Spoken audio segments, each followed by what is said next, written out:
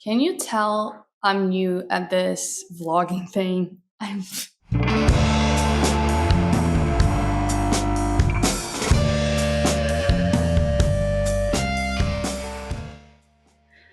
so first I'm just gonna get it out of the way. We're just gonna have to accept that I live in a very noisy place. There's cars and motorcycles. See what I'm telling you? Like, what is this? People are just constantly doing this outside my house. I have neighbors that are constantly dragging and dropping stuff in their apartment.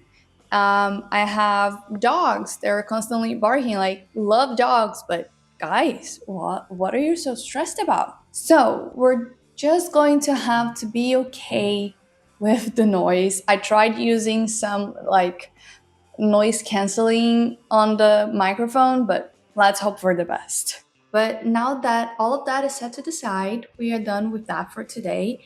I wanted to focus on our zine for this afternoon. And the first thing we need to think about for our zine is an editorial line. Now, this part of the process I'm actually really familiar with. And there's a couple reasons to that. First of all, I write for publications like I talked about at the intro, but I also work with copywriting and marketing and advertisement. And we also have editorial lines in those spaces. If you've never heard of an editorial line, or you kind of heard but you're not quite sure what it is, the way I like to define an editorial line is that it's the guiding principles of whatever it is that you're creating. So it can be like a campaign to a new product, or it can be that you have a magazine, or in this case, a zine, and you're going to define what do you believe to be of interest to the people that are going to read that zine or whatever it is that you're doing. And also, often, what do you find of interest? Like, if you're in a more corporate space, you don't really get to choose what you find interesting. You're just really doing what you're told. But in this case, I actually have the chance of writing about something I find interesting because zines are inherently a personal project. I did some research on zines for the past few weeks because I wanted to understand this culture that I'm entering and not just kind of, I don't know. I mean, I'm going to make shit up as I go, but I was just trying to understand what I was getting myself into. Okay, the poor baby. Now the poor baby is crying. I hope he's just hungry and he's getting fat. Okay. What I found out about zines is that they like the name, like their names points out. It's a mix of fans with zines, magazines, right? So it's a magazine created by fans. So they are not like 100% sure of when it officially started, but they kind of trace it back to the 1920s or 1930s, where people who were fans of like science fiction or just like genre fiction felt like mainstream media wasn't really doing justice to the things that they like to read about.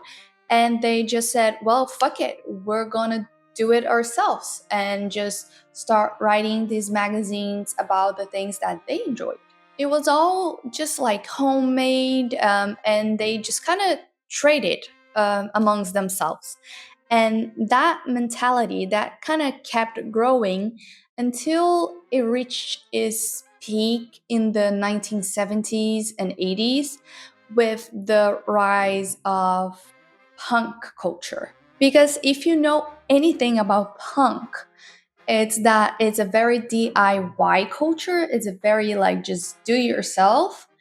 And zines and punk just kind of mashed perfectly. It just made sense that these people who were considered outsiders, who had interests that were not in the mainstream, would start creating their own magazines to just kind of talk about the things that they believed were important or interesting and that they wanted to share with their peers. Most of the punk zines were about music because punk, it's very connected to the sound, despite not necessarily being about music or the way they dress. It's more about their beliefs. But you know, there's a lot of enmeshment between punk music and the punk movement.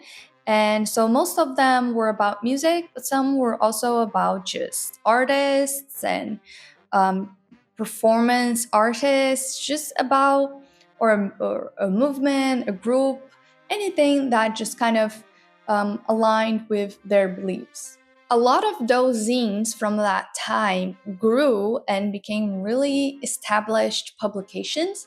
They are still considered zines by means of how they are made, but they have really extensive publications. And also, what happened is that a lot of the zines that were physical at the time transitioned into online publishing. So they became blogs. At the blog period, they started to have like Tumblrs, and they just kind of evolved with the times. But they also never abandoned the physical thing, because I feel like the physical zine itself is also very important for this culture, because it's a culture about creativity, is a culture about community, and about just using whatever you have to express yourself. With all that being said, just I just became more and more enamored with the idea of zines. I find them super cool, and I just wanted to give it a go myself. So, just circling back to how we started this conversation, today I want to think about what am I going to talk about in the zine? What are the texts, the articles? Is there going to be photographs, or is it all illustrated? How am I, like, what am I going to talk about in the zine? What is the theme? What is the guiding principles of the zine? So I took the liberty of taking this notepad. I like to do things by hand when I'm like thinking, creating something. I just feel like there's a like brain hand connection when I'm creating. I feel like I do write a lot in the computer, but I just feel like it's a little distracting sometimes. So I try to be more analog when I'm creating, like in the creative process. Okay, so what I'm going to do, I'm just going to open this notebook on an empty page. We're gonna have to flip a couple pages. All right. I'm gonna see if I can set up a camera that you guys can actually see what I'm writing, or if I will just have to show you from time to time, because I don't think I have another place that I can set up. Let me try first. Give me a break. So I tried using a different, just like Rust for my phone, so it could film it for me, but it just doesn't work because it's not high enough. And then I tried actually gluing it to the ceiling, but it's too high. then you can't see anything I'm writing. It's just like a blur in the distance. So I'm just gonna have to show you from time to time what I am doing. Okay, so I'm just gonna clip this guy here so I have my hands free so I can write. Okay, so whenever I'm trying to like think of a way, like of something that I want to create, like a story or an article, I just try and first do like a quick, no thinking list of things that interest me, that I find interesting and that I think other people might like as well. I always like to start with the basics. So first, maybe like I like movies, and I also like books. So these are broad things that I enjoy. Then I try to go like, well, what kinds of movies and what kinds of books do I enjoy? So I try to like pull from that. What are the specifics? I like movies. I like scary movies. Okay, so scary. I like mysterious movies and books as well. And I like funny. I also like funny stuff. Okay. So I have this kind of like, I do this kind of like little graph thing. Sorry if there's any spelling mistakes. Spelling is not really my strong suit, even though I'm a writer. So yeah, I do this. And then I'm like, okay, what kind of scary, what kind of mysterious, and what kind of funny? And by what kinds of people? Okay, so I like scary movies. They are not necessarily like brutal, but I like them to make me feel like psyched out. So, okay, what kinds of movies do that to me, or books? I don't know, a movie like O Agente Secreto or The Secret Agent is a recent release. I really enjoyed that. It's kind of mysterious, it's kind of funny, it's kind of scary. Great movie. Okay, so The Secret Agent. It's an example of something that I find interesting. Is there a book that I find interesting? Maybe if I can look around in my shelves, like, okay, this is like a storytelling book. This is Dracula, classic. Oh yeah, just 1 second. All right, this is a book I find really interesting. It's called Fome, which is hunger, by Isa Artagão. She's a Brazilian writer. It's also it's a crime book, and it's very scary. I feel like some people would be really scared by this book. It's intense. It's not like monsters, not in a traditional sense, but I really like this book. So, Fome. Okay, so all right, I have two books, a movie and a book on topics that I kind of enjoy. And something that I'm starting to notice in this is that I am really interested recently in Brazilian media, which is where I'm from. I've been consuming a lot of that recently. I've been trying to be more conscious on consuming more Brazilian stuff. I wouldn't say local because Brazil is so big. So there's almost a continental amount of content and art for us to consume. So just Brazilian stuff. So this is the pattern I've noticed. So these are the two things I wrote down, and they are both Brazilian. So then could it be that I could write about Brazilian artists or maybe I could write about like Brazilian genre media, genre books?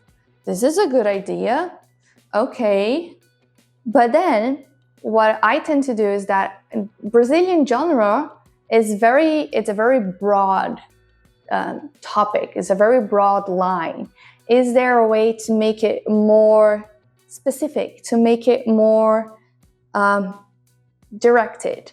Because what happens is that oftentimes I don't have enough time to research such a broad topic like Brazilian genre media, or I don't have the space to write about that topic. Like I have an article, a 200,000 word article, that's not enough. So, and in this case, I have a zine. Maybe I can make it as big or as short as I want, but I don't want to make like a whole book. This is a zine. So how can I make this more directed? I can choose like one book or one movie to talk about, or I can choose one author or one filmmaker to write about. But then, like, do I want to write about someone who's already big and famous, like Kleber Mendonça Filho, the director and writer for The Secret Agent, or just artists that, you know, haven't won a Cannes award yet? I think for this project, it would be more interesting to write about people who aren't as, you know, in the mainstream or in the global stage. So who could I write about? I think, and hear me out, I think this might be a crazy idea, but you never know until you try. I think we could try and interview an author. It could be that I fail miserably and no one wants to talk to me, or it could be really fucking awesome. And maybe this is just me fangirling, but maybe I could interview Isa Tagão. Like, she is a great writer, and if I'm not like, imagine, do I write this down? Do I turn this into reality? I do. You never know. I don't know. I've never actually interviewed anyone. Most of my writing, it's more like a, you know, like an essay type vibe. But I feel like this is perfect for a zine. It just makes sense to me. Okay, so, but like, am I interviewing her about her whole body of work, or are we talking about one specific book? Are we just talking about Foamy, or are we talking about her most current book? That's a good question. I feel like I have to write questions for this. What am I getting myself into? I think this might be too much. But now I really want to. Now the idea has lodged itself into my head. Now I have to do it. I think we can frame it through Foamy, through the book, but through the book, try and give it an overview of where Isa is right now. That sounds like an idea. Okay, guys. Let me write this down. So I think we have it. So our editorial line is that we're going to talk about Brazilian genre media, but more specifically, we're going to interview authors that write on genre. So authors that write on crime novels, that write horror novels. This is the frame in which we are working. The first author that we're going to try and get an interview with is Isa Tagão. So yes, we have the editorial line, and we even have a subject for our first zine. Is this crazy? Is this too much? I feel like I have a tendency to do too much sometimes, But I don't know, it just sounds fun. And I want this project to be fun. This might be it for this episode. I'm trying to keep these simple, as they are probably going to get more and more elaborate as time goes on, because there's going to be more work to do. But for now, we have our editorial line. Thanks anyone who's watching. You can check out my previous videos if you want. You can leave it a like, a comment, subscribe, or not. It's up to you. You can check out my other links on the description as well, and we'll see you on the next video. Bye.